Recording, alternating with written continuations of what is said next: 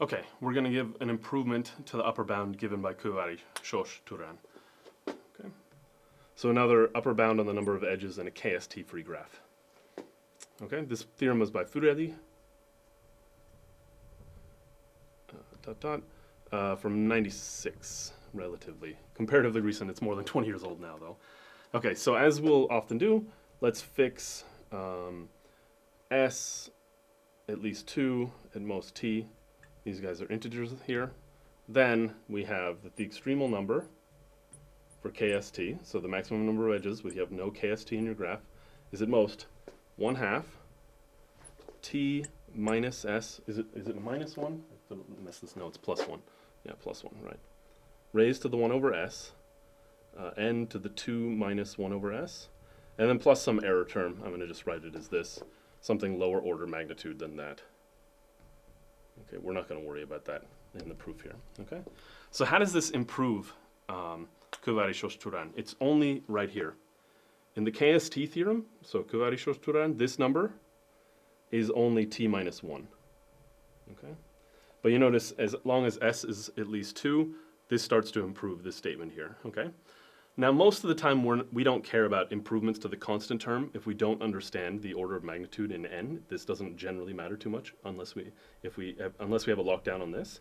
However, there's a few instances where this does give us something nice. Okay, so what I'd like to observe is that this theorem does say something very nice when s and t equal 3. So when s equals t equals 3, meaning that the graph has no k33, okay, so exn k33, what does this guy give here? He gives at most 1/2, and then let's look carefully here. We've got 3 minus 3 plus 1. In fact, anytime s and t are equal, these two things will vanish here. You'll just get 1/2 this. Okay, n to the 3/2, as before, right? 2 minus, no, excuse me, not 3/2, 5/3, right? 5/3, of course. Right? 5/3. Right?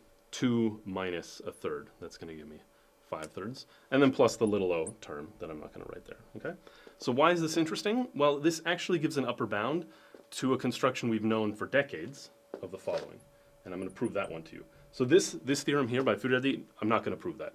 Okay, that's sort of beyond the scope of this class here, but there's a lower bound that matches it.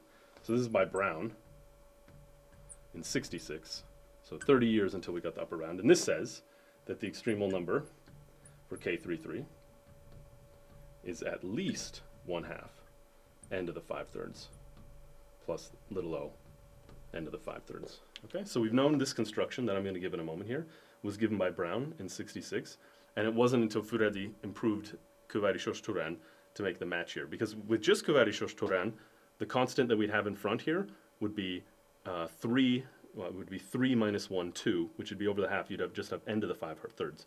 So his theorem improves it by a 1/2 factor, which is not huge until you notice that that's the answer below. So basically we have that the extremal number of this is 1/2 n to the 5/3. It's asymptotic to that. That's the exact behavior.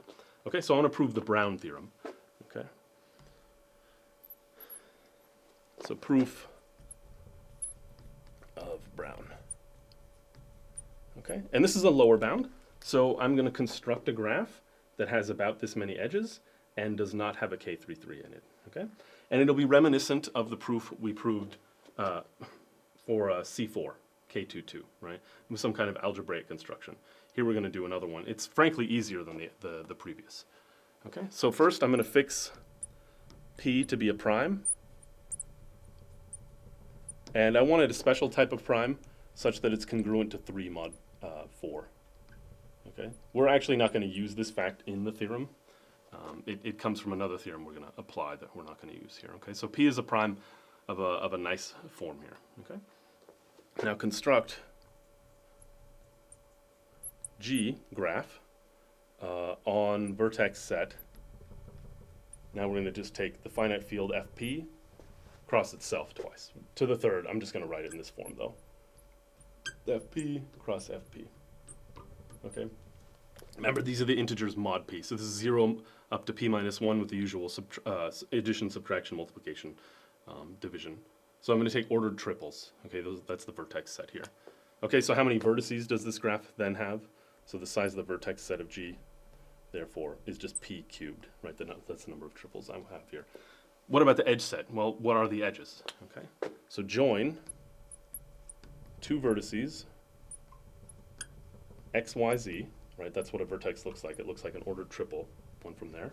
So that vertex and this vertex, A, B, C, if it satisfies the following. If and only if it satisfies the following equation, right? Just like in the K22 version, we had some equation that it needed to satisfy. This one's a little more complex, but it's just, let's say x minus a squared plus y minus b squared plus z minus c squared. If you compute that, it should be equal to 1. If it's equal to 1, you join these two by an edge. If it's equal to something else, you don't join them by an edge, okay? Because we're working in a field, everything is nicely defined. The difference between these two elements lives in there, its square lives in there, and then the sum of two still lives in there. So if we add all these things up, they could equal 1. That's the form of those things there, okay? So we join them by an edge if that happens. All right, so now I'd like to know the degree, okay? So for fixed ABC, or sorry, XY, let's say XYZ, there are at least p squared minus p solutions to above equation. I'm not going to prove that to you. That uses this fact, and it uses a theorem of Lebesgue from over 100 years ago. I looked it up. It's not that easy to prove, and it's sort of beyond what we want to do. But this very nice, this is a standard equation, right? If you look at this, it'll come up in a moment, but this equation should remind you of something you've seen in one of your other classes, okay? So proving things about it are not that hard, but it has at least that many solutions. So what can we say about the number of edges of G? Well, therefore, the number of edges of G is just sum up all the degrees, right, and divide by 2. Well, every degree is at least p squared, p. And how many vertices do I have in my graph here? Well, n, but that happens to be p cubed. So I get p cubed there. That's the upper bound there. But what happens when I multiply this guy out? So I'm going to put n here. That's the number of vertices. N is about the cube root of 3. So here I have, well, what is this? This is approximately, or asymptotic to 1/2 p to the 5th. But if n is p cubed, then what is p to the 5th? It's the cubed root of that. So 1/2 n to the 5/3. Okay, so we have the correct amount of edges, right? This graph has the amount of edges that we're expecting to get here. Okay, we can actually, by looking at this, predict the error term, but I'm not going to do that. Okay, so what else do we need to know? We need to check that indeed there's no K33. Okay, so I'll call it a claim, but I'm only going to prove it by saying it out loud. So claim G is K33 free. Okay, so that's not that hard to see, but that requires thinking a little more generally here. This equation here is what for a fixed x, y, z? This equation, if we take ourselves out of the field here and just think of ourselves as living in R3, if I fix x, y, and z, this is the equation of a circle, of a sphere, right? So the solutions to, I'm going to call this star, so I don't have to rewrite it. Solutions to star for fixed x, y, z form a sphere of radius 1, centered at x, y, z, or if we like, we can center it a, b, c at x, y, z. Okay. So what does a K33 look like? It looks like 3 points. These 3 points, this is x, y, z. This is x prime, y prime, z prime. And this is x, okay, I'll write it, x prime prime, y prime prime, z prime prime. Okay? If I have a K33, these 3 vertices are adjacent to these 3 things simultaneously, right? And a third one, okay?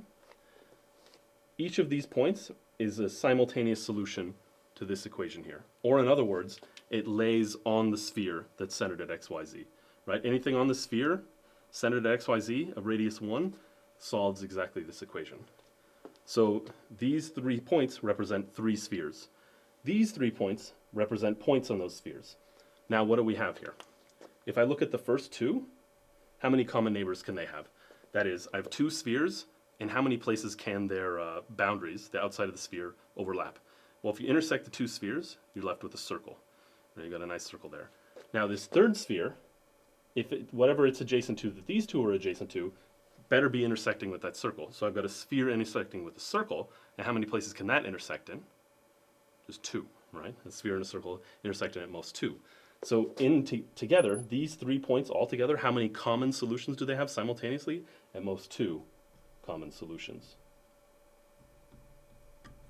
Because three spheres share altogether, spheres share at most 2 points.